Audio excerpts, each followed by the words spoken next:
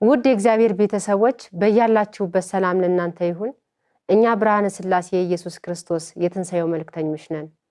በዛሬው ዕለት ይዘንላችሁ የቀረብነው መልእክት እግዚአብሔር እኛን የሰው ልጆች ሊባርክ ሊቀድስ በመካከላችን የሚያድርበት ቤተ መቅደስ ማን ነው በሚል ኃይለ ቃል ሕያው እግዚአብሔር ያዘዘንን መልእክት ወደ እናንተ እናደርሳለን።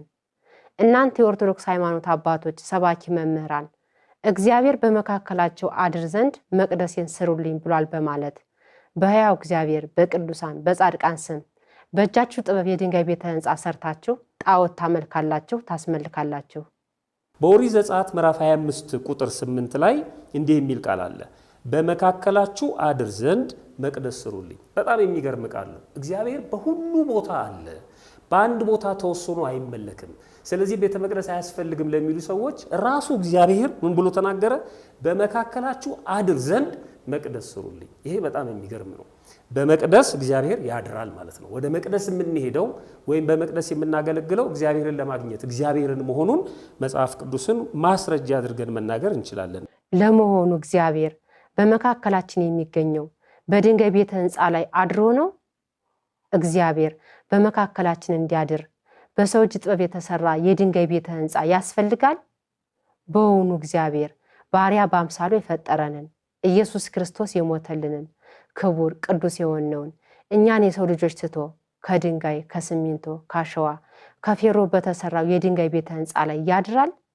እግዚአብሔርስ በመካከላችሁ እንዳድር የድንጋይ ቤተ ሕንጻ ስሩልኝ ብሏል? አስተውሉ።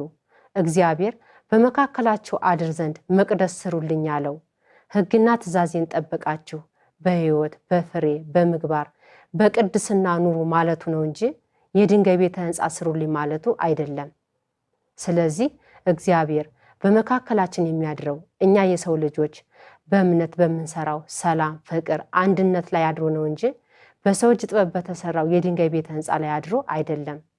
በመጽሐፍ ቅዱስ የማቴዎስ ወንጌል ምዕራፍ 18 ቁጥር 20 2 ወይም 3 በስሜ በተሰባሰባችሁበት በዛ በመካከላችሁ እሆናለሁና ይላል።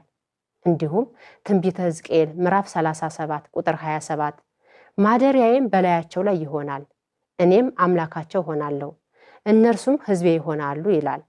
ስለዚህ እግዚአብሔር ሙሴን በመካከላቸው አድር ዘንድ መቅደስ ይስሩልኝ ያለው በእጃቸው ጥበብ የድንጋይ ቤተ ሕንጻ እንዲሰሩለት ሳይሆን ሕዝበ እስራኤል በፍቅር በአንድነት ሆናችሁ የሰጠዋችሁን ሕግና ትእዛዝ ጠብቃችሁ እስከ መጨረሻ ብትኖሩ ከእናንተ ዘር የሚወለደው ልጅ ኢየሱስ ክርስቶስ ቃል ሥጋ ሆኖ በመካከላችሁ ይገለጣል ማለቱ ነው።